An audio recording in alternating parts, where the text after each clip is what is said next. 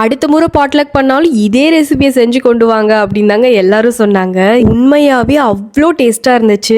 கண்டிப்பா இந்த ரெசிபியை ட்ரை பண்ணி பாருங்க. 1.5 மணி நேரம் ஊற வச்சிருந்த கடலைப்பருப்பு மிக்ஸி ஜார்ல சேர்த்துட்டு உப்பு சோம்பு ரெண்டுத்தையும் சேர்த்து நல்லா கோர்ஸா அரைச்சு எடுத்துக்கோங்க. இன்னைக்கு இதை ஸ்டீம்ல தான் வேக வைக்க போறேன், பொரிக்க போறது இல்லை. அதனால கில்ட்டி ஃப்ரீயா இந்த ப்ரோட்டீன் ரிச் வடகரியை தாராளமா சாப்பிடலாம். இப்போ ஸ்டீமர்ல சேர்த்துட்டு ஒரு 20 நிமிஷத்துக்கு நல்லா வேக வச்சு எடுத்துக்க போறேன். இப்போ இடிக்கல்ல பச்சை மிளகாய், இஞ்சி, பூண்டு ஒன்னும் பாதியமா நல்லா இடிச்சு எடுத்துக்க போறோம். இது வடகரிக்கு ரொம்பவே ஃப்ளேவர்ஃபுல்லா இருக்க போகுது. இப்போ குக்கர்ல ஒரு 2 குழிக்கரண்டி அளவுக்கு எண்ணெய் சேர்த்துட்டு ஹோல் ஸ்பைசஸ் சோம்பு முக்கியமா சேர்த்துக்கணும். இது கூட நம்ம இடிச்சு வச்ச பூண்டு, இஞ்சி, பச்சை மிளகாய் அந்த எண்ணெயில வறுபடணும். அந்த ஃப்ளேவர் அவ்வளோ சூப்பரா இருக்குங்க. அதுக்கப்புறம் ஒரு 3 மீடியம் சைஸ் வெங்காயம் நல்லா ஸ்லைஸ் பண்ணி சேர்த்துருக்க, இஞ்சி பூண்டு பேஸ்ட், தக்காளி, உப்பு எல்லாம் சேர்த்துட்டு நல்லா வதக்கி விடுங்க.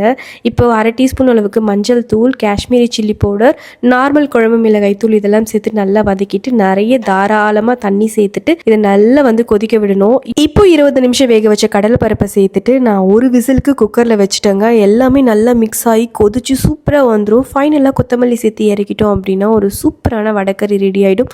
கண்டிப்பா இந்த ரெசிபியை ட்ரை பண்ணி பாருங்க.